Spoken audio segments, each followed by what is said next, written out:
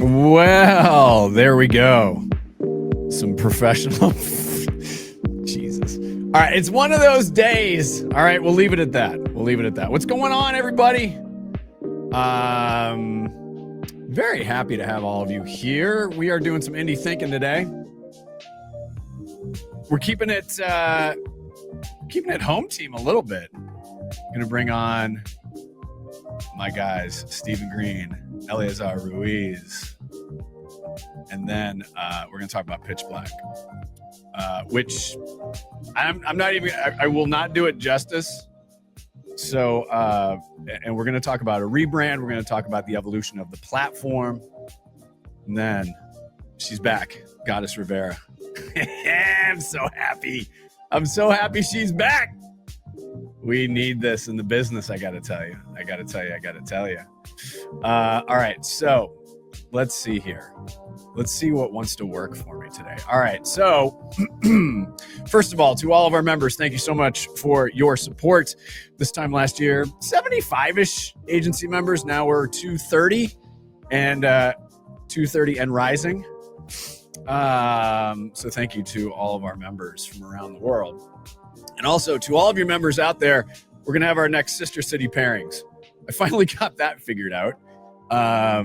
Yeah, because we got so many markets around the world that I've had to combine some stuff and rename them. So for example, I think I called it the Great North or something. So it's Minneapolis, Madison, Wisconsin, Milwaukee. So, you know, up in there. So we did a little zhuzhin. Also, the one thing that we are working on is this action tracker. So we get stuff all the time. So what we want to do is we want to keep it kind of live. So when we get stuff, when you share it with us, when we see it out in the social world, we'll go ahead and start sharing it. So look at this as a way to get caught up on the indie world, especially our partners. So our partners are prioritized here, and this is all of our partners. So you take a look there. Drake Cooper, Raven over in Nashville, Blur Bureau, New York, and Melbourne. David and Goliath just joined us. Tombras, Funnelbox in Portland, Worldwide Partners has a Young Indie shortlist, and also an agency out of Milan. I pronounced it like I was British. I was like, right said Fred. Joining Worldwide Partners. Got Familiar Creatures. So take a look at that. And then if you are a member, again, thank you so much for your support. If you'd like to learn more, just go to the front page, click on that top, and then learn about the 5 pillars of indie agency news and visibility. All right.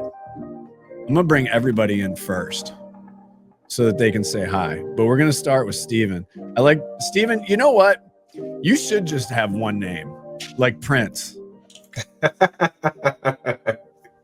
That's the impact you have. And listen, both of you meet Goddess, because Goddess and I have known each other for 07, I want to say. It's been a minute, a long time. So that was during my advertising week, the event days in New York. Mm-hmm. And then Goddess is now the chief strategy officer at Burrell. We're going to talk to her after we talk to Stephen and Eleazar. So Eleazar, we've had on. So Eleazar, you grew up New York, Dominican, or no? Nope. Not you grew up. Where'd you grow up at? I came up straight up from the Dominican Republic. Oh, that's right. You went DR. Okay, all right. That's right. There was no New York stop. Okay. Nope. Goddess is in Jersey. I'm the New York stop. From the Bronx, but in Connecticut now. Get your tri-states right, Doug. Okay. If you're from the Bronx, you got beef with Jersey, so I got to keep it right. There is a little beef. There's always a beef with Jersey. Now, Stephen, however, grew up in Aloha. Now, it's spelled Aloha, but we pronounce it Aloha, one of the suburbs west of Portland. And Stephen Green is the executive director. Is it executive director or CEO? What are we calling you? I mean, you're just the man. I'm in spreadsheets. That's exactly right. So Stephen grew up in Aloha, and your heritage also is it Dominican or Puerto Rican? My mom's from Puerto Rico. Puerto Rico. Okay, that's right. Okay, cool. By way of the Bronx. So there's always a Bronx thing. So There we go. Always comes back to New York. It always does come back to New York, or in my case, Philly. So there you go. There you go. Goddess, I'm gonna park you backstage for a minute, and then we're gonna talk. Talk soon. I'm really excited for you to know what Stephen. I can't wait. Stephen is doing. This is, I mean, this is fantastic. All right, so gentlemen, here's where I want to start. First of all, thank you for your support of everything that we're doing. Now, Stephen, I want us to start with. Okay, this was, let's see here. Where? Okay, there it is. Okay, so this was the old Pitch Black. And we're going to talk about, it was an event to start, but now what Odd Notion has done, oh my Lord. I mean, this befits the impact that Pitch Black has, not only not only here in the Northwest, but it serves as an incredible foundation for other markets that want to be successful in their communities. Listen, I'm a fan, Stephen. I want you to be governor of Oregon. Like, it's like all those things, right? Which I know you're going to shake your head and all that, but that's fine. But you just have to understand, like, to people out there right now, I don't think you understand the impact that these two gentlemen and a whole other crew of people in the Northwest, which is a very white place, the impact that they're having, not only in our state and in our region, but the seeds that they're planting around the country. Now, Stephen, we don't want to do a little quiz here. How many Black-owned businesses are there in the state of Oregon? According to the U.S. Census Bureau, 8,200. 8,200. Okay. So, yeah. One of the things about, and we're going to talk about how one can control one's narrative, especially in this place. But Stephen, I want us to go back, and I want you to start, and then I want to talk to Ellie about the design and the system that was built here. But Stephen, I want you to go back to the very beginning and give us the download on Pitch Black. Yeah. So, I mean, the original genesis of Pitch Black was just a party in 2015. So recent census data had come out then that said that Oregon was home to more than 3,000 Black businesses. I'm a recovering banker, worked on the leadership team for a Black-owned bank here in Portland, and I thought I knew a lot of businesses. And so the original party was just to shine a light on some of the businesses that already exist here, and we took our cues from two different shows. So Shark Tank was really popular at the time, right? And at the time when you watch Shark Tank, the show that came on after it was America's Funniest Home Videos. And so in Shark Tank, the show really, I think, centers the investors like Mark Cuban, and less so the businesses, versus America's Funniest Home Videos. It's all about the videos, and then the audience gets to pick the winners. And so, the genesis of Pitch Black is really like, if those two shows came together, that's essentially what you see at our showcase event. I did not expect a Bob Saget reference. Rest in peace. But I will say I've been to 3, and the overwhelming feeling that I have is joy. I mean, I think it's, and it's the same thing, Stephen, you and I talked about this, like the joy I felt working at Jammin' 95.5 in Portland. Like there is just, you have to understand that when you are among people and talent that you just realize are just doing great things, and you're all together working for a common goal, there is a very visceral sense of joy. And, who is the woman that owns the African grocery store down in Salem? What's her name? Ola. Oh yeah, Ola. Yeah. Oh, so we bought a grip of stuff after the one last year, and that food is so good. I mean, it was just great. And what is, and this all makes 100% sense, that this is now evolving into not only a show, but a platform. So explain a little bit about the evolution of that. And I know Jelani Memory has been involved with this, but give props to the others that are involved in building this platform out. Yeah, so I mean, what started as a party in 2015, that first event, I think we had about 100 people show up. It trended on Twitter. We gave away about $300 to the participants. Mm-hmm. So it wasn't quite the nest egg of funding that we've gotten to today. But there was definitely an energy in the room, and I think from there we wanted to chase, seeing if we could find that energy again. And so over the last since 2015, we've done 13 events. Portland, Seattle, Austin, Philadelphia. And in Portland alone, we've had 81 people hit our stage. Yep. They've gone on to raise over $200 million for their ideas. Yes. And then we've granted, so we don't do investments. We do non-dilutive grants to the businesses that participate. And so we've been able to grant almost $1 million since 2015 to businesses that have been part of it. I love it. I love it. And I want to go up here a little bit, take a looking at some of these partners. And Yeah. I want to give, so again, hometown, a lot of homegrown.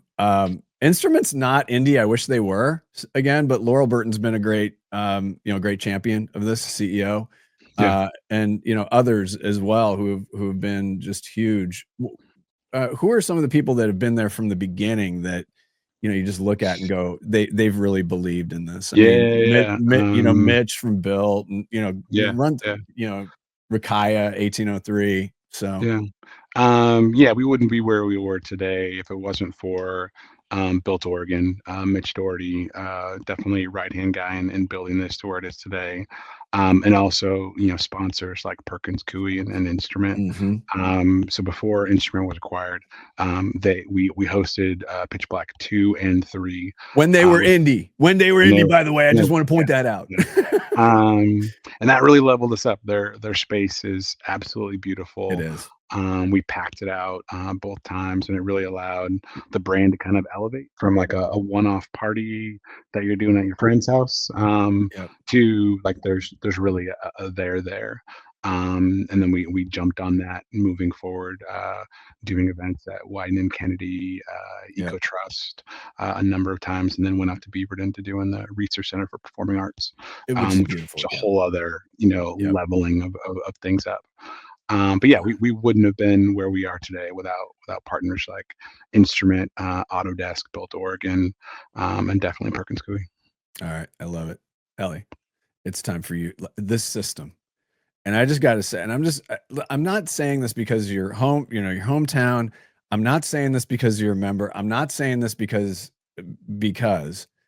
but everything I've seen you do is remarkable in that it creates a language around things. Every bit of work you have taken, like, again, I want to remind people that from here to here, and then the interpretation that you and your team in any work that you do, it's remarkable. It really is remarkable. So walk us through the thinking on how you were building this out and how you knew that you could get the most out of this. Talk about the design and also talk about the platform and the whole system. Yeah, if you go to oddnotion.com, you'll be able to see the case study so we can walk through some of the pieces. But I think the thing that was very key to understanding how to build this out was it didn't become clear to me until the tagline came about. Like the tagline was really the thing that kind of wrapped it all around for me. So the home of Black ideas is when we just kind of landed on that. We were like, okay, like there's so many visual ways that you can play on the words pitch and black that allow for just modularity, where you can use, instead of using the word black, you can use the photo of a black person, know. And so that's where some of the play of that starts to come in, and creating a system that allows, I mean, one of the number one challenge for all of this has been, how do you take it from an event that people understand it as an event? Right. How do you change that narrative to, no, this is not an event. This is a platform. Right. We do events. It's one of the things we do, but it's not the entirety of the thing. Right. So creating a system that allows for that scale. So if you scroll down to where the purple ticker Yep, is this. Yeah. Like, how do you create a system that fits all of these other industries and verticals that Pitch Black wants to go in? Like creating events for just food, you know, like we just did like they just did in February. How do you create a system that kind of spreads out throughout the entire United States, but also throughout different industries? And how can it flex to have different flavors depending on what it's talking about? Right. So that's where we're using photography to do that, and rely on the photography to be able to get us there. Yeah. And we were also a big piece of this to create variety was to choose a typeface that is called a variable width. So it just allows allows it to be condensed and allows it to be very wide. And that's a stretch. Yep. Yeah, that allows for just being able to express itself in various ways for depending on the context that you're trying to communicate. So. Yeah, I think the biggest contribution, though, I'm very proud of the visuals. I love when you can get clarity. And oh my God, yeah, that's your thing.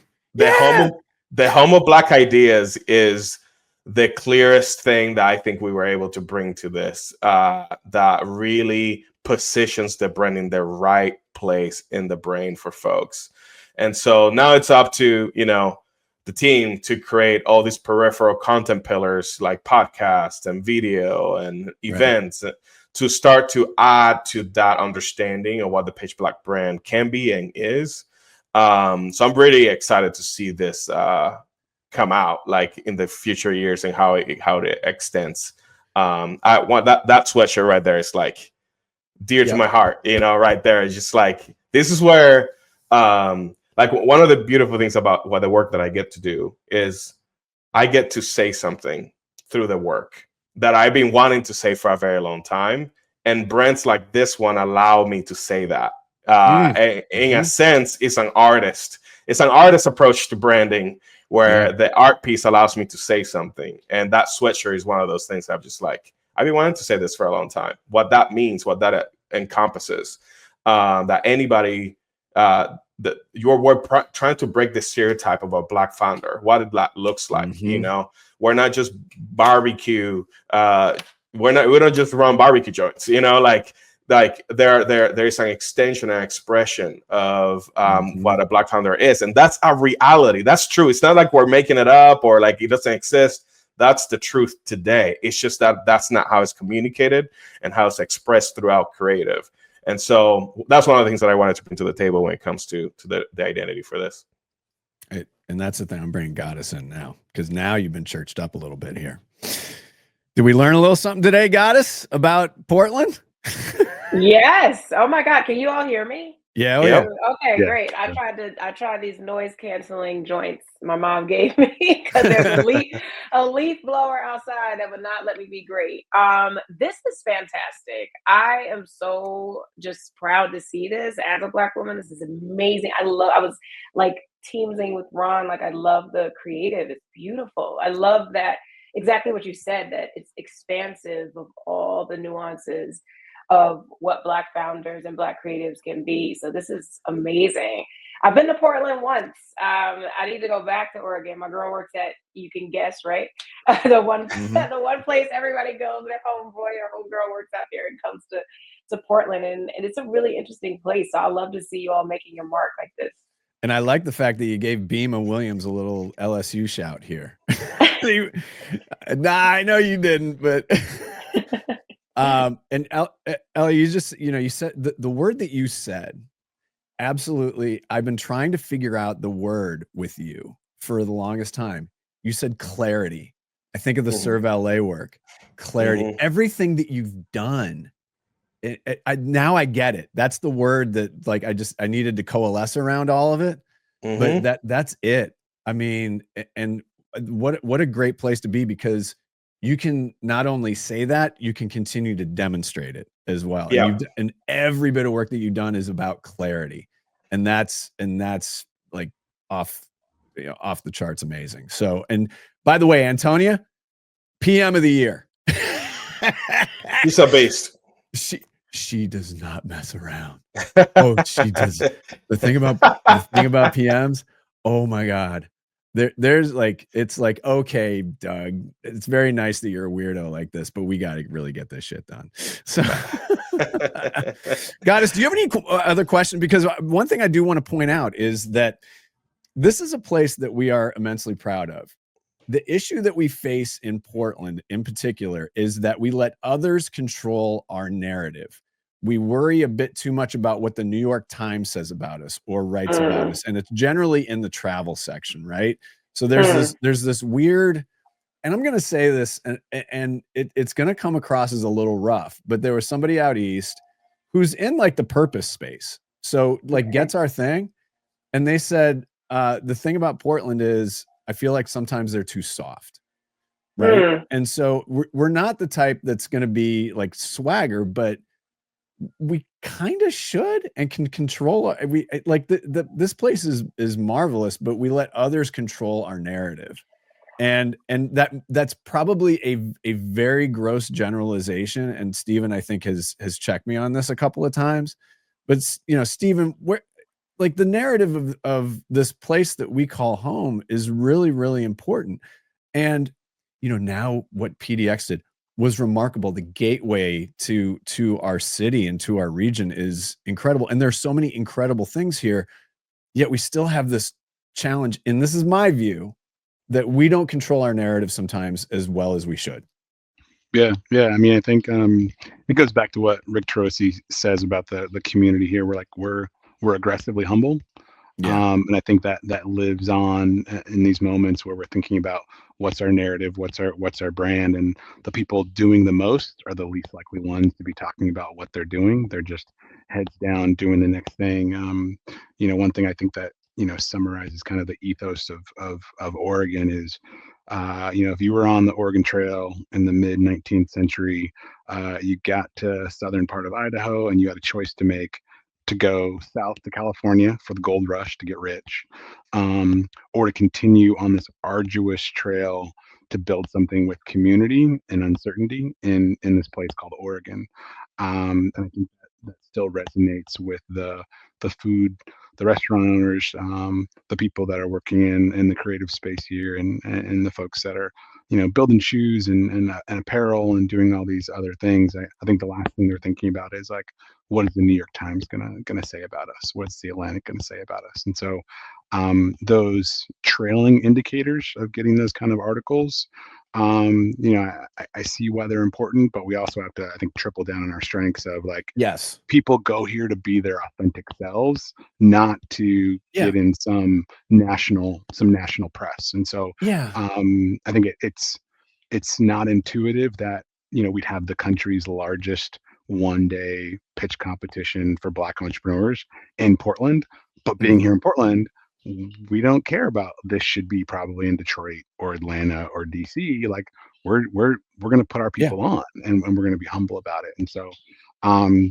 you know, even though, you know, Goddess or Elle may not be willing to talk their shit, I think we've got to be willing to do that for them in certain instances, right? Yeah. Oh, so. Yeah. No, I mean, that's like the spirit of this whole thing I'm doing. It's like, I want to be that jerk that is super proud of indies and like it's belief, right? It's a system of belief, and it's something that we really genuinely believe. And, you know, we're putting in the work to make it work, but I think it's okay to be a little bit loud. I mean, and maybe it's my Philly thing. I don't know. I mean, it doesn't bother me at all, but you know, I think we lead with our authenticity, and these trailing indicators of getting positive articles, those things don't match. And so how do we find a way for Goddess and Elle to like be their 100% self and chase that thing and imagine a world with only green lights? Like what would Goddess create if she only had green lights in front of her? You can do that in Portland. I don't know if you can do that in other places, but like here, you're gonna get the nod. Someone that you don't even know, a stranger's gonna help you, turn right when maybe you thought you were gonna turn left.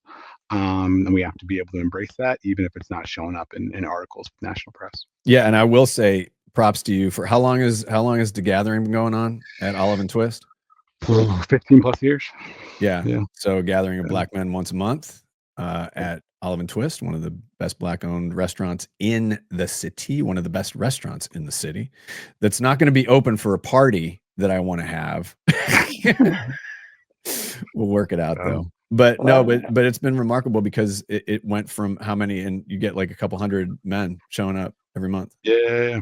So it's been a great place, and I think it's one of those things that really resonates in a place like Portland, versus I've only lived here in Detroit, and like, Right. you know, I'm not going to do the nod to L in the east side of Detroit. That's just not a thing, even though it's the Right. blackest city in the country. So Right. Got it. So now you understand why I love these guys. I do. This is so enlightening and amazing for me. I'm glad to hear.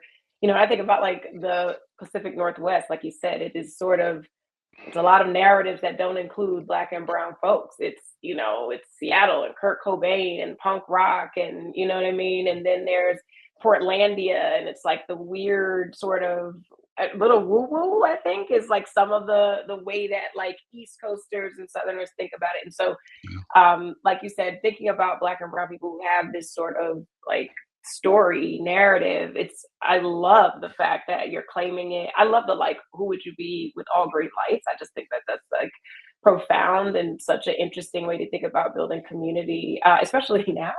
It's a lot of people rethinking what community is across states, across borders, and finding wherever they can be in space with those who are supportive of who they are. So this is fantastic.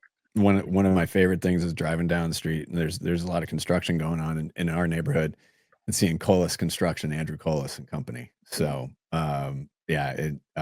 wonderful leader, wonderful construction company, doing great things in this community for sure. And like we could just go through this list. I mean, it really is genuinely incredible.